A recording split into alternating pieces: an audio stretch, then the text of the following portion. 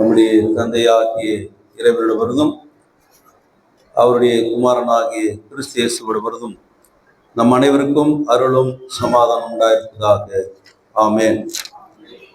காலை நேரத்திலும் நாம் வாசித்து தியானிக்கு தெரிந்து கொண்டிருக்கிற திருமறை பகுதி ஏற்கனவே நாம் வாசித்த பழைய ஏற்பாட்டு பகுதிக்கு பதிலாக வாசிக்கப்பட்ட நிருப பகுதி அப்போஸ்தலர் நடவடிக்கைகள் புத்தகம் 9ஆம் அதிகாரத்தில் 15வது வசனத்தை மட்டும் நாம் வாசித்து இந்த இறை தியானத்துக்கு நாம் கடந்து செல்வோம்.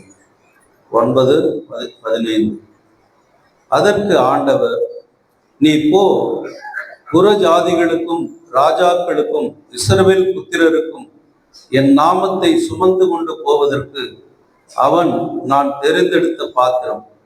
என் நாமத்தின் நிமித்தம் அவன் எவ்வளவாய் பாடுபட வேண்டும் என்பதை நான் அவனுக்கு காண்பிப்பேன் என்றார் என்பது. செபிப்போம். அன்பின் கடவுளே, நீர் அழைத்து தெரிந்து கொள்ளப்பட்ட மக்கள் உமக்கென்று வாழ்ந்து சாட்சிகளாய் மாறுகிறார்கள். நாங்களும் உயிருள்ள சாட்சிகளாய் இருப்பதற்கு இந்த நாளின் செய்தி எங்களுக்கு துணை செய்யட்டும். இதை தியானிக்கிற போது நீர் எங்களுக்கு உதவியாய் வாரும். இந்த ஞானத்தை தாரும். அடியனை மறைத்து நீர் எங்கள் மத்தியில் பேசும். இயேசுவின் நாமத்தில் ஜெபிக்கிறோம் பிதாவே, ஆமென். கிறிஸ்து இயேசுவுக்குள் அன்பான உடன் விசுவாசிகளே, உயிர்த்தெழுந்த ஆண்டவர் இயேசு கிறிஸ்துவின் வழியாக உங்களை வாழ்த்துகிறேன், வரவேற்கிறேன். இந்த செய்தியை கேட்டுக்கொண்டிருக்கிற உங்களுக்கும் நம்முடைய ஃபேஸ்புக், யூடியூப் வழியாக பார்க்க போகிற அத்தனை பேருக்கும் இறை சமாதானம் என்றென்றும் நிலைத்திருப்பதாக. ஆமென். ஆண்டவருக்குள் அன்பானவர்களே, உயிர்த்தெழுந்த ஆண்டவர் பல விதங்களிலே சீடர்களுக்கு காட்சி கொடுத்தார். பெண்கள் போய் ஆண்களுக்கு சொன்னார்கள், ஆண்கள் போய் பலருக்கு சொன்னார்கள். அதிலும் சிறப்பாக பெந்தெகோஸ்து நாளிலே பரிசுத்த ஆவி உங்கள் மீது வரும் பொழுது நீங்கள் பலனடைந்து யூதேயாவிலும் சமாரியாவிலும் எருசலேமிலும் பூமியின் கடைசி பரியந்தம் நீங்கள் எனக்கு சாட்சிகளாய் இருப்பீர்கள் என்ற செய்தி அவர்களுக்கு சொல்லப்பட்டது. அதே போல அவர்கள் அப்போஸ்தலர் 2ஆம் அதிகாரத்திலே நாம் பார்க்கிற பொழுது அவர்கள் பரிசுத்த ஆவியானவர் அவர்கள் மீது இறங்கின பொழுது அவர்கள் பலவிதமாக ஆண்டவரை குறித்து பேசினது பல்வேறு நாடுகளிலிருந்து வந்த மக்களுக்கு அவரவர்கள் தங்கள் பாஷைகளிலே பேசுகிறதாக அவர்கள் கேட்டார்கள். இந்த சூழ்நிலையில உயிர்த்தெழுந்த ஆண்டவரை குறித்த செய்திகள் சீடர்கள் இடத்திலிருந்து வெளிப்பட்ட போது அநேகர் அதை கேட்டு ஆண்டவர் இயேசுவை ஏற்றுக்கொண்டார்கள். சபையிலே அதிகமாக நாம் படிக்கின்ற அப்போஸ்தலர் 2ஆம் அதிகாரத்தில் 42 வாசிக்கிற பொழுது அங்கே சொல்லுகிறார்கள், சீடர்கள் ஒரே மனமாய் அப்பம் பிட்டுதலிலும் அந்யோன்யத்திலும் ஜபத்திலும் ஏக மனமாய் தரித்திருந்தார்கள். எப்படி இருந்தாங்களா? ஏக மனமாய் தரித்திருந்தார்கள். நம்ம சபையில எல்லாரும் ஏக மனமா எதனா பேசணுமா? வாலிப சங்கத்தில் ஏக மனமா எதனா தீர்மானம் பண்றீங்களா? மாதர் சங்கத்தில் ஏக மனதை எதனா தீர்மானம் பண்றீங்களா? சபை கூட்டத்தில் ஏக மனம் எதனா தீர்மானம் பண்றீங்களா? ஒன்று சொன்னா அதுக்கு எதிராக ஒன்று சொல்லிதான். அப்படி இல்லை. ஆண்டவருடைய ஊழியத்தில, ஆண்டவருடைய திருச்சபை பணிகளில, ஆண்டவருடைய சுவிசேஷ பணிகளில அவர்கள் ஏகமாய் தரித்திருந்தார்கள். அப்படின்னு சொன்னா அது எதனால நடந்தது? பரிசுத்த ஆவியானுடைய சக்தியினாலே அது நடந்தது. இவர்களை பார்த்து, இவருடைய ஐக்கியத்தை பார்த்து, இவருடைய ஜபத்தை பார்த்து, இவருடைய ஒற்றுமையை பார்த்து, இவருடைய விசுவாசத்தை பார்த்து அநேகர் தினந்தோறும் ஆண்டவரை ஏற்றுக்கொண்டு சபையிலே சேர்ந்தார்கள். அப்ப இவங்க கூடி முதல்ல எருசலேமில் இருக்கிற அந்தியோகியா என்கின்ற சபையில வீட்டில அவர்கள் கூடின பொழுது அங்க இருந்த மக்கள் எல்லாம் சொன்னார்கள், இவர்கள் கிறிஸ்து என்னப்பட்ட இயேசுவை வழிபடுகிறார்கள், ஆராதிக்கிறார்கள், தெய்வமாக ஏற்றுக்கொண்டிருக்கிறார்கள், ஆகினாலே இவர்கள் கிறிஸ்தவர்கள் என்று சொன்னார்கள். இவர்களா கிறிஸ்தவர்கள் என்ற கேள்வி நம்மை பார்த்து வந்துவிடக் கூடாது. இவர்கள் கிறிஸ்தவர்கள். அவர் கிறிஸ்டியன் அப்படின்ற பேர் யார் வச்சது? நாம வச்சுக்கல, மற்றவர்கள் நமக்கு சொன்னார்கள். ஏன்னா அந்த கிறிஸ்தவ விசுவாசத்துல அவர்கள் வளர்ந்தார்கள். இப்ப சபை பெருகுகிறது, ஆண்டவரை ஏற்றுக்கொண்ட மக்கள் கூட்டம் அதிகமாகிறது, ஆதி திருச்சபையினுடைய விசுவாச மக்கள் ஆண்டவருக்கு சாட்சியாய் மாறுகிறார்கள். அவர்கள் பரவி விரவி சிதறி போய் ஆண்டவரை பற்றி சொல்ல ஆரம்பிக்கிறார்கள். மேலறை வீட்டிலே பயந்து கொண்டிருந்தவர்கள் பெந்தேகோஸ்து அனுபவத்திற்கு பிறகு அவர்கள் பற்பல இடங்களுக்கு சிதறி செல்லுகிறார்கள், தைரியமாய் போகிறார்கள். ஆண்டவரை குறித்த செய்திகளை அவர்கள் சொல்லுகிறார்கள், இயேசுவினுடைய அந்த செய்தியை சொல்லுகிறார்கள். அப்போஸ்தலர் 6ஆம் அதிகாரத்தில் நீங்க பாத்தீங்கன்னா சீஷர் தொகை பெருகின போது அப்படின்னு ஒரு செய்தி அங்க பதிவு செய்யறாருவா. முதல் வசனத்துல பாருங்க, அந்நாட்களில் சீஷர் தொகை பெருகின போது. அங்க ஒரு பிரச்சனை. என்ன பிரச்சனை? அநேக கிரேக்க யூத விதவைகளா இருந்தார்கள். அந்த விதவைகளை பராமரிப்பதற்கான ஒரு வாய்ப்பு இல்லை. அந்த விதவைகளை பராமரிப்பதற்கு இந்த சீடர்களிலிருந்து 7 பேரை தேர்ந்தெடுக்கிறாங்க. இந்த 7 பேருக்கு என்ன வேலை? சீடர்களை தெரிந்தெடுத்து அந்த விதவைகளை பராமரிக்க வேண்டும்.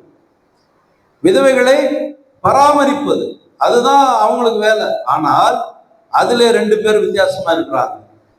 அதற்கு அடுத்த பகுதிகளிலே 6ஆம் அதிகாரத்தை தொடர்ந்து 7ல நீங்க பார்க்கிற பொழுது பிலிப்பு என்பவனும் ஸ்தேவான் என்பவனும் அந்த 7 பேர்ல தேர்ந்தெடுக்கப்பட்டவர்கள். யாரு எதுக்காக தேர்ந்தெடுக்கப்பட்டவர்கள்? யூத கிரேக்க விதவைகளை பராமரிப்பதற்கு தெரிந்தெடுக்கப்பட்டவர்கள்.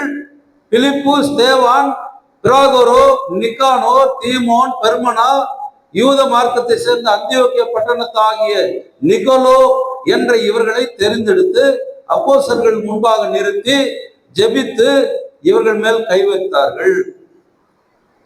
அடுத்து நடக்கிறது பாருங்க, கடவுளுடைய வசனம் விருத்தி அடைந்தது. எது விருத்தி அடைந்தது? கடவுளுடைய வசனம் விருத்தி அடைந்தது. சீஷர் தொகை பெருகினது. இப்போ நல்லா யோசித்து பாருங்க, இயேசு இந்த உபதேசத்தை சொன்ன போது இயேசுவை ஒழித்து அவரை சிலுவை மரத்திலே ஏற்றி அவரை மரணமடைய செய்தவர்கள், இவன் ஒழிந்தான், இவன் கதை முடிந்தது என்று நினைத்துக் கொண்டிருக்கிற நேரத்தில் உயிர்த்தெழுந்த ஆண்டவர் சீடர்களுக்கு காட்சி கொடுத்து இப்ப இந்த சீடர்கள் என்ன செய்யறாங்க?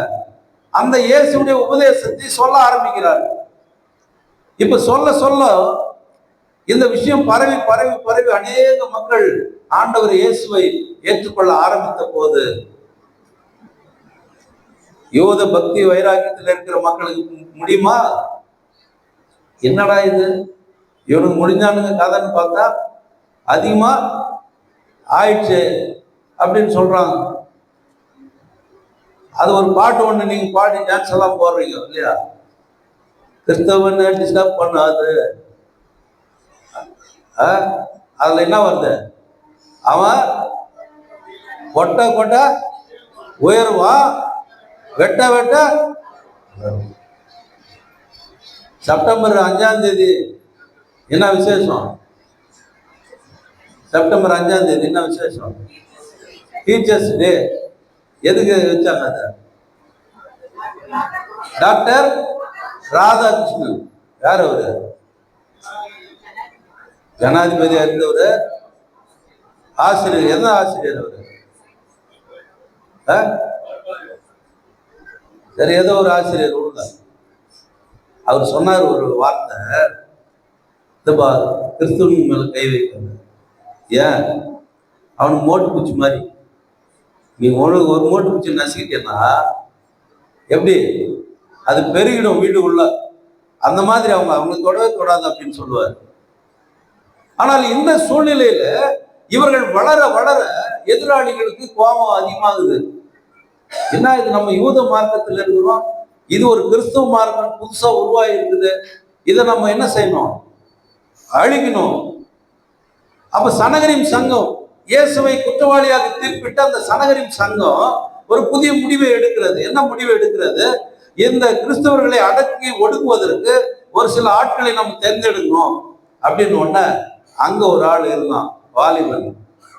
அவன் சொன்னான், நான் போறேன் ஐயா, எனக்கு யூத வைராக்கியம் உடையவன், நான் பக்தி வைராக்கியம் உடையவன், கடவுள் கொள்கையில வாழ்கிறவன், நான் போறேன் இந்த கிறிஸ்தவர்களை ஒழிப்பதற்கு. சனகரிம் சங்கம் ஒரு கடிதம் கொடுத்துச்சு, அதிகாரம். அந்த அதிகாரம் என்ன? கிறிஸ்தவனை துன்பப்படுத்து, கிறிஸ்தவனை சிறைப்படுத்து, முடிஞ்சா கொலை கூட செய் அப்படின்ற ஒரு அதிகாரம் அந்த வாலிபனுக்கு கொடுக்கப்பட்டது. அந்த வாலிபன் பெயர் தான் சவுல். இந்த சவுல் என்ற பெயர் உங்களுக்கு இதுக்கு முன்னாடி கேள்விப்பட்டிருக்கிறீங்களா? யாரு சவுல் என்ற பேர் இதுக்கு முன்னாடி கேள்விப்பட்டிருக்கீங்களா? அதை சொல்லுங்க முதல்ல. இஸ்ரவேல்ல முதல் ராஜா யாரு? சவுல். ஏன் அவன் பேர் இந்த ஆளுக்கு வச்சிருக்காங்க? எதுக்கு வச்சிருக்காங்க? அவன் அந்த யூத வம்சத்தினுடைய பக்தி வைராக்கியமுடைய மனிதன். யாரு? சவுல். வேதத்தை கரைத்து குடித்தவன், நியாயபுரமான சட்டங்களை கரைத்து குடித்தவன். அவன் பரிசேயன். எபிரேய மொழி தெரியும், கிரேக்க மொழி தெரியும், லத்தீன் மொழி தெரியும், எல்லா மொழிகளையும் கரைத்து கை தேர்ந்தவன். கிரேக்க மொழியில அவனுக்கு எழுத படி தெரியாது, ஆனா பேச தெரியும். அடுத்து நீங்க பார்த்தீங்க சொன்னா, அவர் அன்றைக்கு மிக சிறந்த ஒரு ஞானி, ஆசிரியர், சிறந்த ஆசிரியர் ஒருத்தர், கமாலியல் அப்படின்ற ஆசிரியர் இடத்துல அவன் போய் பாடம் கற்றவன், கல்விமான்.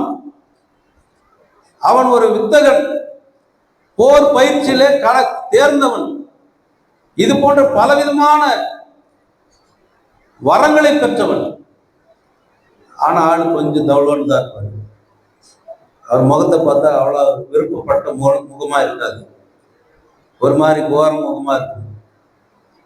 ஆனால் அப்படிப்பட்ட ஒரு மனிதன் முடிந்தது என்று நினைத்திருந்த அந்த நேரத்தில் இப்படிப்பட்ட ஒரு பிரச்சனை வரும்போது சனகரிம் சங்கைவரை அனுப்புகிற பொழுது, சிசிலியா என்ற பட்டணத்தினுடைய தலைநகரிலே பிறந்து வளர்ந்த அந்த தர்சு என்ற பட்டணம், அதுலதான் அந்த ஊர்ல பிறந்தார் சவுல். அங்கிருந்து அவர் ஒரு பரிசேய குடும்பம் தான் அவர். ஆனால் அவங்க அப்பா ரோம குடியுரிமை பெற்றிருந்தார். ஒருவேளை அந்த காலத்துல பணம் கொடுத்து ரோம குடியுரிமை வாங்கலாம், ஆனா சில நேரத்துல சிறப்பு உரிமை தருவாங்க. இப்போ அமெரிக்கா, கனடா போன்ற நாடுகளுக்கு நீங்க போனீங்கன்னா ரொம்ப நாள் வாழ்றவங்களுக்கு ஒரு கிரீன் கார்டு கொடுக்குறாங்க. கிரீன் கார்டு எதுக்கு? நிரந்தரமான அங்கே குடியுரிமை பெற்றவர்கள் நிரந்தரமா குடியுரிமை அங்க கொடுக்குது கிரீன் கார்டு. அது எதனால் கொடுக்குறாங்க? சில அரபு நாடுகள்ல சில முக்கியமான ஆட்களுக்கு நீ எப்ப வேணாலும் வரலாம், எப்ப வேணாலும் போகலாம், அந்த ஒரு ஃப்ரீ விசா திரும்பி போகலாம் முக்கியமான ஆட்களுக்கு. அது போல ஒருவேளை குடியுரிமை அவர் பெற்றிருக்கலாம். ரோமர், அவரே சொல்றார், நான் பரிசேயனுக்கு பரிசேயன், யூதனுக்கு யூதன், ரோமருக்கு ரோமன், கிரேக்கனுக்கு கிரேக், எல்லாமே தெரியல போறாங்க. அப்படிப்பட்ட மனிதன் இங்கே எல்லாவற்றிலும் 14 வயசுல கமாலியல் கிட்ட படிச்சிருக்கிறார். சும்மா இல்ல, 14 வயசுல டீனேஜ். அப்படிப்பட்ட ஒரு மனிதன் இந்த கிறிஸ்தவர்களை துன்புறுத்த வீடுகள் தோறும் வீடு விடா போறான். கிறிஸ்தவன் நானே அடிக்கிறான், வதிக்கிறான். இப்ப பெகல்காம்ல சொன்னாங்கல்ல, நீ இந்துவா முஸ்லீமா? நான் இந்து. அப்படியா? ஆம்பளைங்களை மட்டும் போட்டு தரணும். கவிஞரை வந்து பார்த்து எவ்வளவு போடுறோம் இல்லையா? அது எப்படின்னு தெரிஞ்சுதான் நிறைய பொம்பளைங்க நம்ம வீட்டுக்காரங்கெல்லாம் கூட்டு போயிடலாம் போலுக்குதுன்னு நினைக்கிறீங்க. பரவாயில்ல, அங்கே அந்த சமய தலைவர்கள், சமய தீவிரவாதிகள், இன்றைக்கு இல்லை அன்றைக்கே பயங்கரவாத செயல்களை செய்து கொண்டிருந்தவர்கள் தான். அப்படி ஒரு மனிதன் தான் பரபாஸ்.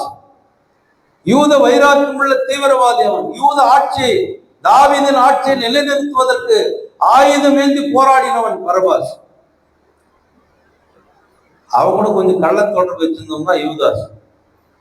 இப்படி நிறைய விஷயங்கள் இருக்கிறது திருமறையில. வரலாற்று உண்மைகள் நிறைய மறைக்கப்பட்டிருக்கிறது. அன்பானவர்களே, இங்கே அதிகாரம் பெற்றவன் வீடுகள் தோறும் கூப்பிட்டு அடிக்கிறான். நீ கிறிஸ்துவனா வா, அடி உத, சிறையில போடுவன். அப்போ ஒரு கோபம். இந்த சூழ்நிலையில தான் அந்த ஸ்தேவான் என்றவன் போய் விதவிகளை பராமரின்னு சொன்னா அவன் போய் தெருவில் நின்று பிரசங்கம் பண்ணான். இயேசுவை பற்றி பழைய ஏற்பாட்டின் காலத்திலிருந்து ஆரம்பிக்கிறான், எல்லாத்தையும் ஆரம்பிக்கிறான். கூடியிருந்த அந்த சமய தலைவர்கள், யூத ஆளுகை செய்கிறவர்கள், ரோம ஆளுகை செய்கிறவர்கள், போர் வீரர்கள், அவங்க இவன் பேச பேச கோபம் அப்படியே எழுத அவங்களுக்கு. கடைசியில ஒரு கட்டத்துல இவனுக்கு கோபம் வந்து என்ன பண்றாங்க, ஏடா மோசடி சட்டத்தை ஏடா கையில, ஏன் இவன் திரு சட்டத்துக்கு விரோதமா பேசணும். யெகோவா தான் கடவுள், வேற யாரும் இல்லை. ஆனா இவன் என்ன சொல்றான், இயேசு கிறிஸ்து தான் ஆண்டவர் என்றான், இயேசு கிறிஸ்து தான் நமக்காக மரித்தார்ன்றான், இயேசு கிறிஸ்து தான் நமக்காக உயிரோடு இருந்தார்னா, நம்முடைய பாவத்தினுடைய பரிகாரி அவர்தான், அவர்தான் மன்னிப்பு, அவர்தான் மீட்பாளர் என்றெல்லாம் சொல்லுகிறாங்க. அடிட்டா அப்பதான் இந்த சனகரிம் சங்கத்தில் உறுப்பினர் ஆகிறார், பர்மிஷன் கொடுத்துக்கிறாரு. யாரு? ஸ்தேவானை அடிக்கிறதுக்கு. பிலிப்பு போய் ஒரு பக்கம் ஊழியம் செய்யறான், இவன் ஒரு பக்கம் ஊழியம் செய்யறான். இப்ப அங்க ஜனங்களுக்கு கோபம் வருது. பிலிப்பு என்ன செய்யறான், ஒரு எத்தியோப்பிய அன்னகன் அரசனுடைய அந்த அரசி இளவரசியினுடைய பொக்கிஷதாரி அவன், ரைட் ஹேண்ட், அவனையே மாத்தினான் அவன் இயேசு கிறிஸ்துக்குள்ள. இப்ப ஸ்தேவான் பிரசங்கம் பண்றான், கோபம் வருது, ஜனங்களுக்கு கல் அடிக்கிறாங்க. இந்த கல் அடிச்சா ரத்தம் எல்லாம் மேல சேதறிடும், என் துணியெல்லாம் ஒரு இடத்துல வைக்கிறா, நீ கொஞ்சம் பார்த்துப்பா அப்படின்ட்டு ஒரு வாலிபுக்கு போனா நீங்க வச்சாங்க. அந்த வாலிபு தான் சவுல். அவனும் ஸ்தேவானுடைய மரணத்திற்கு காரணமான ஒரு மனிதன். இப்பொழுது ஸ்தேவானின் அந்த இரத்த சாட்சி, முதல் இரத்த சாட்சி மரணம் தான் இன்றைக்கு ஒரு புதிய மாற்றத்தை சவுலுடைய வாழ்க்கைக்கு கொண்டு வரப்போகிறது. உள்ளூர்ல வேட்டையாடியாச்சு, இனி தமஸ்குக்கு போகலாம், அங்க போய் கொஞ்சம் வேட்டையாடலாம்னு சொல்லிட்டு சில பேரை கூட்டிட்டு குதிரை மேல ஏறி ஒரு பயணம் பண்றாரு தமஸ்குல போறதுக்கு. அந்த போற பாதையில திடீரென்று அவனுக்கு ஒரு வெளிச்சம் வருகிறது. என்ன வெளிச்சம்? வானத்திலிருந்து கண்களை குருடாக்குகிற அளவுக்கு பிரகாசமான அந்த வெளிச்சம் அவன் மீது வந்தது. வந்த உடனே அவன் என்ன செய்கிறான், கீழே விழுகிறான். அன்பானவர்களே, சிறைபிடிக்க சென்றவனை ஆண்டவர் சிறைபிடித்த ஒரு உண்மை சம்பவம் இது. பிறரை துன்பப்படுத்த சென்றவனை தான் துன்பப்பட போகிறான் என்பதை அவனுக்கு உணர்த்தி அவனை மனம் மாற செய்த ஒரு நிகழ்வு இந்த தமஸ்குவின் பாதையில நடந்தது. ஸ்தேவானுடைய மரணத்திலே துணையாய் நின்றவன், ஸ்தேவானுடைய அந்த மரண நேரத்துல பக்கத்துல நின்றவன், கிறிஸ்தவர்களை சிறைபிடித்து கொலை செய்ய, அதுதான் கடவுளுக்கு நான் செய்யற பெரிய தொண்டை நினைச்சிருந்தான். யூத மார்க்கத்துக்கு எதிராக யார் இருக்கிறாங்களோ அவங்க கடவுளுக்கு விரோதி. அவங்கள நான் அடிப்பது கடவுளுக்கு நான் செய்யற தொண்டு, நியாயப்பிரமாணத்திற்கு நான் செய்கிற தொண்டு என்று அவன் நினைத்திருந்த நேரத்துல யூத மத வெறித்தனம். அதனால அவன் கெட்டவன் இல்லை, அவன் பொய்யன் இல்லை, அவன் கொலைகாரனும் இல்லை, அவன் வீம்பு செய்கிறவனும் அல்ல. அவன் ஏற்றுக்கொண்ட யூத மதத்துல அவன் வைராக்கியம் உள்ள யூதனா இருக்கிறான். ஆகினாலே அவன் இந்த செயலுக்கு அவன் செல்லுகிற பொழுது சடுதியில அவன் ஆண்டவருடைய அந்த பிரசன்னத்தை நேரடியாக அனுபவிக்கிறான். இருள் நிறைந்த அவனுடைய வாழ்க்கையில வெளிச்சம் வீச ஆரம்பிக்கிறது.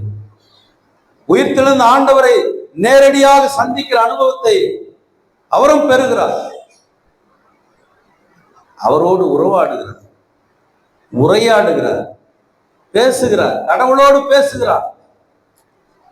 எப்ப பேசுறாரு அவரு? எப்ப பேசுறாரு? கடவுளுடைய மக்களை அவன் துன்பப்படுத்தி கொண்டிருக்கும் போதே. யார் ஆண்டவரேன்னு கேள்வி எழுப்பினான். இந்த வெளிச்சம் கடவுளை தவிர யாராலையும் கொடுக்க முடியாது.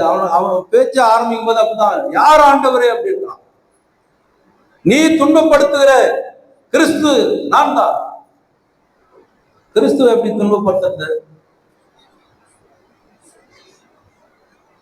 ஒரு சபை ஒரு கிறிஸ்தவனை நீ துன்பப்படுத்தினால் அது யாரை துன்பப்படுத்துறது? கிறிஸ்துவை துன்பப்படுத்துறது. இது வெளியிலிருந்து துன்பப்படுத்துறவங்களுக்கு, உள்ளதே துன்பப்படுத்தினா அதானே நடக்குது நிறைய. வெளியிலிருந்து யாரும் நம்மளுக்கு சத்ரு இல்லையே. உன் சத்ரு வீட்டாரு அப்படின்னு தான் இயேசு சொன்னார். நான் சொல்லல. அன்புக்குரியவர்களே, இங்கே சூரியனை விட பிரகாசமான ஒரு ஒளியை அவன் சந்தித்த போது அவன் குதிரையிலிருந்து கீழே விழுகிறான். விழுந்த உடனே அவனுக்கு என்ன செய்யுதுன்னு தெரியல, கண்ணு வேற தெரியல. அவனுக்கு கைப்பிடிச்சி கொடுக்கறதுக்கு ஒரு ஆளு பக்கத்துல வந்து அவன் கூப்பிடுறான். அங்க இருக்கிற கூட வந்தவங்களுக்கு என்ன நடக்குதுன்னே தெரியல. ஒரு நிமிஷத்துல என்ன நடந்துச்சுன்னு தெரியல. அந்த நேரத்துல திடீரென்று வந்த வெளிச்சத்துல அவன் ஒளி ரெண்டுத்தையும் பார்க்கிறான். லைட் அண்ட் சவுண்ட், ஒளியும். பழைய காலத்துல பொதிகை சேவல்ல தூர்தர்ஷன்ல பார்த்துருந்தீங்க, ஒளியும். ஆனா இங்க இயேசுவை ஒளியுமாக கண்ட முதல் நபர் யாரு? அவர்தான். அங்க மரியாள் கல்லறைக்கு முன்னால நின்று பார்த்தாங்க. அந்த சத்தத்தை கேட்டாங்க. அம்மா ஏமாடுற? அவங்களும் ஒரு ஒளியை கண்டாங்க. நம்பாம கண்டாங்கன்னா இப்ப நம்பிக்கை காண்கிறாரு. யார் ஆண்டவர்? நீ துன்பப்படுத்துகிற நான் என்ன செய்யணும்? நீ போ, அந்த தெருவுக்கு போ, அங்க ஒருத்தர் வீடு இருக்குது, நீ போ, அந்த வீட்டுல இரு. இதே நேரத்துல ஆண்டவருடைய ஊழியன் ஒருத்தருக்கு அனனியா, அவனுக்கு கடவுள் பேசுகிறார். நீ போ, இந்த தெருவுக்கு போ, நேரன்ற தெருவுக்கு போ, அந்த வீட்டுல ஒருத்தர் இருக்கிறான், அவனு மேல நீ கையை வச்சு ஜெபம் பண்ண. அது சொல்றான். யார் ஆண்டவர்? அவரு அவன் பேர் சவுலா. அவன் நம்மை துன்பப்படுத்த வந்த மனிதன். அவனை ஏன் நான் போய் ஜெபித்து கை வைக்க வேண்டும்? அப்பதான் இந்த வசனத்தை சொல்றாரு ஆண்டவர் 9:15. நீ போ, புறஜாதிகளுக்கும் ராஜாக்களுக்கும் இஸ்ரவேல் புத்திரருக்கும் என் நாமத்தை சுமந்து கொண்டு போவதற்கு அவன் நான் தெரிந்தெடுத்த ஒரு பாத்திரம். அவருக்கு என்ன வேலை? யாருக்கு? இஸ்ரவேல் புத்திரருக்கும் ராஜாக்களுக்கும் புறஜாதிகளுக்கும் அப்படின்னாரு. அப்ப இஸ்ரவேல் புத்திரர்களுக்கு அவரு சுவிசேஷம் சொல்ல போனாரு. ஒருத்தனும் கேட்கல. ஏன் சீடர்களே என்ன செய்யறான்? சீடர்கள், பா நீ வானாப்பா எங்க கூட. நீ யாரு? நீ மோசமான ஆளு. ரகசியமா எங்க கூட உறவாடி எங்களை சிறைப்பிடித்து கொலை செய்து வந்திருக்கிற மாதிரி தெரியுது. அதனால ஒன்னா நாங்க ஏத்துக்க மாட்டோம். தயவுசெய்து நீ போயிடு. அவனை யாருமே ஏத்துக்கல. சீடர்கள் சொல்ல. அதனால்தான் அவர் சொல்லுவார், நான் அப்போஸ்தலர் எல்லாருக்கும் சிறியவர். அப்போஸ்தலருக்கு எப்படி கடவுள் ஆண்டவர் காட்சி கொடுத்தார், அதே போல எனக்கும் அவர் காட்சி கொடுத்தார். இந்த காலத்துல நான் ஆண்டவருடைய ஊழியத்தை செய்வதற்கு என்னை அவர் அழைத்தார். தன் மீது ஆண்டவருடைய பார்வை விழுந்தது. நான் இப்போ என்ன செய்ய போறேன்? ஆண்டவருக்காக அவருடைய மனமாற்றத்தை குறித்த ஒரு செய்திகள் நமக்கு என்ன தெரியும்? அவர் பாவம் செஞ்சு பாவத்திலிருந்து மனம் மாறி வந்தார் இல்ல. பக்தி உள்ள மனிதன், யூத வைராக்கியன், யார் கடவுள், யார் உண்மை ஆண்டவர் என்பதை அவனுக்கு கண்டுபிடித்தான். அதனால உயிர்த்த ஆண்டவருடைய தனித்துவமான சந்திப்பு அவன் பெற்றிருக்கிறான். ஆண்டவருக்கு முன்னால நான் உயர்ந்தவன் இல்லை, என் போர் பயிற்சி சிறந்ததல்ல, என் கல்வி சிறந்ததல்ல, என் வீரம் சிறந்ததல்ல, என்னுடைய வரங்கள் சிறந்ததல்ல, எனக்கு எல்லா பாஷையும் பேச தெரியும், அது எனக்கு முக்கியம் இல்லை. உயிர்த்தெழுந்த ஆண்டவருக்கு நான் சாட்சியாக வாழ வேண்டும் என்பதுதான். நிறைய நேரத்தில் நம்ம சொல்றோம், சவுல் பவுலா மாறிட்டான் அப்படின்றோம். சவுலா தான் இருக்க முடியும், பவுலா எப்படி மாற முடியும்? அதனால்தான் நம்ம கிறிஸ்துவங்களா ஞானஸ்தானம் கொடுக்கும்போது, என்னப்பா உன் பேரு? என் பேரு காவியா. ஏன்னா மேரி காவியன்னு வச்சுக்கலாமா, எஸ்தர் காவியன்னு வச்சுக்கலாமா, ஜெனிபர் காவியன்னு வச்சுக்கலாமான்னு எந்த பேரும் சேர்க்காதீங்க. நீங்க என்ன பேர்ல இருக்கீங்க அதுலயே போங்க. பேர் முக்கியம் இல்லை, உங்கள் உள்ள மாற்றம் தான் முக்கியம், பேர் முக்கியம் இல்லை. ஆண்டவருக்கு தெரியும் நீ யாருன்னு. உன் பேர் அவரு எழுதி வச்சிருக்கிற, உள்ளங்கையில வரைந்து வச்சிருக்கிறன்றாரு. ஆனால் அங்க பேர் எந்த முக்கியம் இல்லை. நீ ஆண்டவருடையவன் என்பதுதான் முக்கியம். உன் மனம், உன்னுடைய உள்ளம் எந்த சூழ்நிலையில மாறி இருக்கிறது. இங்கே பவுல் சவுல் அப்படின்றது இல்லை. சவுல்ன்றது எபிரேய மொழியில அவனுக்கு பேரு. பவுல்ன்றது லத்தீன் மொழியில ரோம பகுதியில கூப்பிடுற பேரு, அவ்வளவுதான். வாழ்விடத்துல அவனுக்கு அந்த பேரு. சவுல் பவுல் ரெண்டுமே ஒண்ணுதான். சவுல்ன்றது என்ன, யூத வைராக்கியத்துல முதல் ராஜா பேரை வச்சுக்கினாங்க. பவுல் என்ற பெயர் எதனால் அழைக்கப்பட்டது? லத்தீன் ரோம உரிமை பெற்றதுனால பவுல் என்று அழைக்கப்பட்டது, அவ்வளவுதான். வேற அதுல ஒண்ணும் இல்லை, பேர் மாற்றம். ஆள் மாறினான். சவுல் மன்னிக்கப்பட்டு ஆண்டவருடைய மீட்பை பெற்று ஆண்டவருடைய சமூகத்துல ஞான ஸ்நானம் பெற்று பரிசுத்த ஆவியானுடைய பலத்தையும் பெற்றுக் கொண்டவனாய் திருச்சபை ஊழியர்களிலே இணைந்து பணியாற்ற அவன் புறப்படுகிறான். தனி ஊழியத்துக்கு போல, இங்கிருந்து தனித்தனியா போய் ஊழியம் செய்யறது இல்லை. சபையோடு இணைந்து ஊழியம் செய்கிற பணியை பவுல் செய்தார். எந்த இடத்துல ஜபாலயம் இருக்கிறதோ அந்த ஜபாலயத்திலே போய் அவர் ஊழியம் செய்து அங்க இருக்கிற மக்களை ஆத்ம ஆதாயம் செய்து அங்க கொண்டு போய் சேர்த்து விட்டார், அவ்வளவுதான். எந்த சபைக்கு பாருங்க, புத்திரன் சபை, அது பிசாசு சபையாச்சா, பேய் சபையாச்சா? நம்ம பண்ண வந்துருக்கோம். இது நேரம் பார்த்தா அங்க ஒரு பிரச்சனை வரும். எனக்கு பதிவு கொடுக்கல இல்லைங்க, நான் போறேன் பாருங்க. அங்க ஒரு பதிவு கொடுக்குறாங்க எனக்கு, நான் போறாங்க. தனித்தனி ஊழியம். யாரை மேன்மைப்படுத்த, யாரை பெருமைப்படுத்த? ஆண்டவருடைய நாமத்தில் நீ எந்த சபையில் இருக்கிற அந்த சபையின் வழியாக நீ செய்கிற ஊழியம் தான் பெருசு. பவுல் தனி ஊழியங்களை செய்யல போயிட்டு திருச்சபையோடு. இன்னொரு விஷயம் தெரியுமா, இவங்க ஏத்துக்கல, யூதர்கள் அவனை ஏத்துக்கல, ஜபாலயத்துல ஏத்துக்கல, சில இடத்துல ஏத்துக்கிட்டாங்க, சில இடத்துல ஏத்துக்கல. அவனை கொலை செய்ய ஓடி வராங்க, யூதர்களை கொலை செய்ய வராங்க. சனகரின் சங்கத்தாரே இவனை ஆளை வச்சு சாகடின்னு பாக்குறாங்க. இப்பதான் அவர் ஓடுறாரு எங்க, புறஜாதிகளின் மத்தியில ஆண்டவருடைய வார்த்தையை சொல்றாரு. சீடர்கள் ஒரு தப்பான எண்ணம் வச்சிருந்தாங்க. யூதர்களுக்கு தான் ஆண்டவர், யூதர்களுக்கு தான் மன்னிப்பு. இயேசுடைய சிலுவை மரணம் உயிர்த்தெழுது யாருக்கு மட்டும்தான்? யூத மக்களுக்கு மட்டும்தான், இஸ்ரவேல் மக்களுக்கு மட்டும்தான், வேற மக்களுக்கு கிடையாதுன்னு இருந்தாங்க. அப்பதான் இது முந்தின அதிகாரத்தை நீங்க பாத்தீங்கன்னா பேதுரு கொர்நேலியு வீட்டுக்கு போற நிகழ்ச்சி வருது. அப்ப புறஜாதிகளுக்கு அவன் பசியில இருக்கிறான், அவனுக்கு ஒரு கனவு வருது. பசியில ஒரு பெரிய துப்பட்டாவில் எல்லா மிருக ஜீவன்களும் இருக்கு, எடுத்து அடிச்சு சாப்பிடு அப்படின்றார்.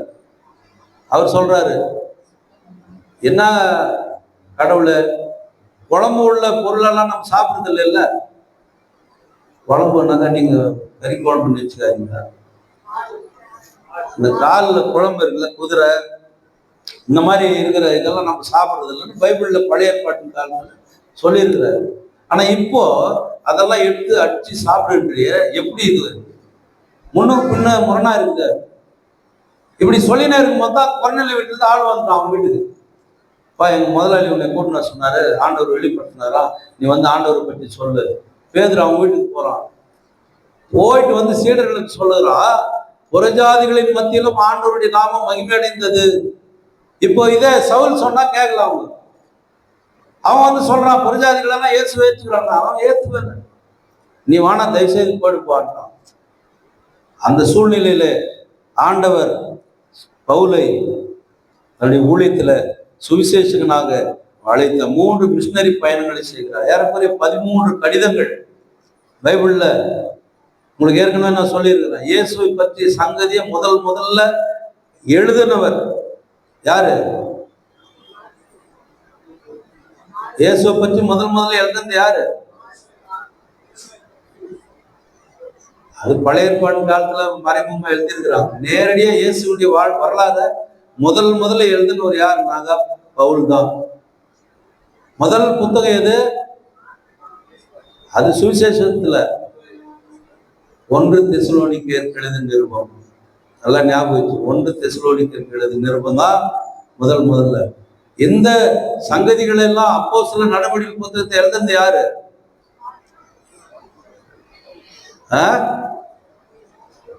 ஐயோ, உங்களுக்கு தான் எக்ஸாம் வைக்கணும் போல. லூக்கா சுவிசேஷன் தான் அப்போஸ்தலர் நடவடிக்கை புத்தகத்தை எழுதுறாரு. யாருக்கு எழுதுறாருன்னு தெரியுமா? இந்த புத்தகத்தை யாருக்கு எழுதுறாரு? நம்ம எல்லாருக்கும் தான் எழுதுகிறாரு. அப்படின்னா இல்ல, கணம் பொருந்திய தியோப்பிலுவே அப்படின்ற ஒரு வார்த்தையை பயன்படுத்துறாரு. நீ பைபிள் எடுத்தோன்னா என்னன்னா படிச்சுன்னு போக கூடாது. அதுல முன்னும் பின்ன என்ன, முன்னால என்ன, பின்னால என்ன, அது யாருக்கு எழுதுந்து, எப்ப எழுதுந்து, அதெல்லாம் நீங்க டீட்டெயில் ஸ்டடி போகணும். சில நேரத்தில் அப்படிதான் ஏதோ ஒரு வசனத்தை எடுத்துன்னு ஒரு பிரசங்கம் பண்ணிடுறது இல்லை. அது இல்லை. அந்த வசனத்தை எங்க சொல்லிக்கிறாங்க, யாருக்கு சொல்லிக்கிறாங்க தெரியணுமா இல்லையா? நமக்கு அனாதி தேவன் உன் அடைக்கல, அவர் நித்திய பயங்கள் ஆதாயம். யாருக்கு சொன்னது இது? யார் சொன்னது இது? நீங்க வசனத்தை வீட்டில் எழுதி வச்சுக்கணும். கடவுள் சொன்னார் இது, கடவுள் சொல்லல. மோசே தான் மறிக்கிறதுக்கு முன்னால இஸ்ரவேல் புத்திரருக்கு சொன்ன கடைசி உபதேசம் அது. அவன் தான் சொல்றான், கடவுள் தான் உங்களுக்கு ஆதாரம், கடவுள் தான் உங்களுக்கு எல்லாமே, அனாதி தேவன் உனக்கு அடைக்கலமானவர். நீ நினைச்சுனுக்கிறங்க துன்பத்துல இருக்கிற, கஷ்டத்துல இருக்கிற, நீ போற பாலத்தேன்னு ஓடுற தேசத்துக்கு போற, நான் வரமாட்டேன் கூட. நீ என்ன நம்பாத, ஏன்னா இந்த மலையை தாண்டி வராதன்னு போட்டார் கடவுள். இருக்கு இந்த பக்கம் தாண்டி நீ வராத, நான் வர மாட்டேன். மலை மேல ஏறி காமிச்சாரு, நீ போக வேண்டியது ஊர் அதான் காணான் தேசம், இந்த ஜனமெல்லாம் அங்கதான் போகுது, ஆனா நீ போக மாட்ட. அப்பதான் வந்து சொல்றான், அப்பா இஸ்ரவேலர்களே, நியாயப்பிரமாணத்தின்படி நடந்து கொள்ளுங்க, சட்டத்தின்படி நடந்து கொள்ளுங்க. அனாதி தேவன் தான் உங்களுக்கு அடைக்கணும், அவருடைய நித்திய புயல் தான் உங்களுக்கு ஆதாரம். இதை எடுத்துன்னு இங்க உருவானப்பாடு நம்பாடுப்பா, கடவுள் இப்படி உங்களுக்கு சொல்லுகிறா, கடவுள் உங்களுக்கு இப்படி செய்கிறார், அதே செய்கிறேன். மோசே சொன்னது அது, நீ கடவுள் சொன்னாரு சொல்லுங்க. தப்பா தவறான வியாக்கியானங்கள், பவுல் தான் கரெக்டான வியாக்கியானங்களை கொடுக்குறார். ரோமர் புத்தகத்தை எடுத்து நீ வாசித்து பாருங்க. ஏறக்குறைய 100 விளக்கு உரைகளை எழுதியிருக்கிறார் மார்ட்டின் லூத்தர் ரோமர் புத்தகத்துக்கு மட்டும். கலாத்திய புத்தகத்துல பவுலுடைய எல்லா நிலைகளையும் அவர் எழுதுகிறார். கலாத்தியர்ல 6ஆம் அதிகாரம் 14 சொல்லுகிறார், சிலுவைதான் எனக்கு பெருமை, மற்றதெல்லாம் நஷ்டம்டா, எனக்கு தூசு குப்பை, சிலுவை மட்டும்தான், வேற எதோ குறித்த எனக்கு கவலை இல்லை. சிலுவைதான் என்னுடைய வாழ்க்கையில எல்லாவற்றையும் தருகிறது. பிலிப்பியர் 1:22 சொல்லுகிறார், கிறிஸ்து எனக்கு ஜீவன், சாவு எனக்கு ஆதாயம். இன்னும் குறைந்திருக்கு நிருபத்தில் இருக்கிறார், என் மீட்பர் உயிரோடு இருக்கிறார். அவர் யார்? எப்படிப்பட்டவர்? அவர் அழிவில் விதைக்கப்படுகிற மக்களை அழியாமல் உயிரோடு எழுப்புகிற ஆண்டவர். அவர் மரித்து மரணத்தை ஜெயமாய் வென்றெடுத்த ஆண்டவர். மரணமே உன் கூர் எங்கே, பாதாளமே உன் கொடுக்கெங்கே என்று சொன்னவர் ஆண்டவர். மரணத்தை வென்றெடுத்த ஆண்டவருக்காக நான் சாட்சியாய் வாழ்கிறேன் என்று சொல்லி தன்னை முழுமையாய் அர்ப்பணித்தவர். இந்த சவுல அவன் கொடூரமான ஆளுங்க அப்படின்னு சொன்ன அனனியா அவங்க வீட்டுக்கு போனவன்னு என்ன சொன்னார் தெரியுமா? சகோதரா அப்படின்னு கூப்பிட்டாரு. என்னன்னு கூப்பிட்டாரு இப்ப தெரியுதா? சகோ பொண்ணு லாசரஸ், சகோ பிலிப்பு, சகோ அவரு இவருன்னு போறாங்களே, எதுக்கு அது? கிறிஸ்துவுக்குள் நாம் எல்லாரும் சகோதர சகோதரிகள், இணைக்கப்பட்டவர்கள். கிறிஸ்துவில் நாம் வாழ்கிறவர்கள், கிறிஸ்துவில் நாம் பிழைக்கப்பட்டவர்கள், அவருடைய மரணத்திலும் அவருடைய உயிர்த்தெழுதல் சாயலிலும் நாம் இணைக்கப்பட்டவர்கள். அவனுடைய விருப்பம் என்னவா இருந்தது? கடவுளுடைய மக்களை துன்பப்படுத்த வேண்டும் ஓடணும். ஆனா கடவுளுடைய விருப்பம் என்ன? நீ ஏன்பா என்ன துன்பப்படுத்துற, நீ வா, எனக்காக நீ போய் வேலை செய், என் நாமத்தை நீ போய் பிரஸ்தாபப்படுத்து, எனக்காக நீ சாட்சியாயிரு. அவரு நிறைய துன்பம் வரப்போகுதுன்னு ஆண்டவர் சொல்றாரு. அனனியா கிட்ட என்ன சொல்றாரு? என் நிமித்தமாய் அவன் எவ்வளவு பாடுபட வேண்டும் என்பது எனக்கு தெரியும், நீ போ. பவுலை பற்றி நீங்க படிச்சு பாருங்க, அவருடைய வாழ்க்கை வரலாறு படிச்சீங்கன்னா தெரியும். பயங்கரமான கஷ்டத்தை அனுபவிச்சவர், நிர்வாணமாக்கப்பட்டவர், குளிரில இருந்தவர். அவருக்கும் 39 அடி விழுந்தது வாரினால அடிக்கப்பட்டவர். அவரும் ஒரு சூழ்நிலையில இவரை கைதியாக்கி ரோமாபுரிக்கு கூட்டு போறாங்க கப்பல்ல. இவரை கூட்டு போறாங்க கப்பல்ல. போற வழியில புயல் காத்து அடிக்குது. அடிச்ச உடனே கப்பல் எல்லாம் உடைஞ்சு எல்லாம் என்ன செய்யறாங்க, கட்டையை கிட்டே பிடிச்சுன்னு நீச்சல் அடிச்சுன்னு பக்கத்துல ஒரு தீவு இருந்துச்சு, அந்த தீவுல வந்து இறங்கிட்டாங்க. மெலிதா அப்படின்ற ஒரு தீவு. நீங்க பின்னால பைபிள்ல பின்னால படம் மேப்பு பார்த்தீங்கன்னா அதுல இருக்கும் சின்னதா ஒரு தீவு இருக்கு, மெலிதா. அந்த தீவுல மனுஷனை சாப்பிட்ற ஜனங்க அங்க இருக்கிறாங்க. மனுஷனை ஜனம் சாப்பிட்றோம். அந்த தீவுல இவர் உள்ள போறாரு. புதுசா ஒருத்தன் வந்துக்கிறான்பா, செவப்பா செவேன்னு வரான் ஒருத்தன். நல்லா சாப்பிட்றா இன்னைக்கு அப்படின்னா. ஞாயிற்றுக்கிழமை போயிட்டு நேரம் போனோம்னா கடையில போயிட்டு எனக்கு 1 கிலோ மட்டன் கொடுன்னு கேட்கணுமா? ஏம்பா நல்லா மீடியமா வெள்ளாடு அது மட்டும் கொடுப்பாங்க. அங்க போன நாட்டு இருக்குதா கேட்கறோம் இல்லையா? அந்த மாதிரி இந்த ஜனங்களுக்கு என்ன ஆயிடுச்சு, பவுல் உள்ள வந்த உடனே நல்ல ஒரு விருந்து நமக்கு வந்து சின்ன சின்ன சாகடிச்சு சாப்பிட்றதுக்கு நெருப்பெல்லாம் தீ மூட்டிட்டானுங்க. எதிரில் வந்து நிற்கிறாரு அவரு. தீ மூட்டி ரெடி பண்ணி வச்சுருக்கும் போது இவனுக்கு போய் அவரை பிடிக்கிறதுக்கு போகும்போது அப்படியே நிற்கிறானுங்க எல்லாம். ஏன் நிற்கிறான்னு பார்த்தா அந்த மணல்ல இருந்து ஒரு பாம்பு வந்து பவுலை கொத்திடுது. இப்ப பாம்பு கொத்துனா என்ன நடக்கும்? அவங்க பார்த்தாங்க, இவன் ஏதோ தப்பான ஆள் மாதிரி இருக்குது, அவன் பாம்பு கொத்திச்சு, அவன் செத்துருவான். பாம்பு கட்சி சாப்பாடை நம்ம சாப்பிட முடியுமா? வானா என்ன நடக்குதுன்னு பார்க்கலான்னு அப்படி பார்த்து வேடிக்கை பார்த்துக்கிறாங்க. இவரு பாம்பு கடிச்சது மாதிரியே தெரியாத எழுந்து நேரம் அவங்க கூட வந்து நின்று பேசுறாரு. அவங்க கிட்ட பேசுறாரு. அவங்களுக்கு ஆச்சரியமாயிடுச்சு. இன்னொரு பக்கம் பயம், பாம்பு கடிச்சு சாகலையா? நம்ம அந்த என்ன சொல்லியிருப்போம்?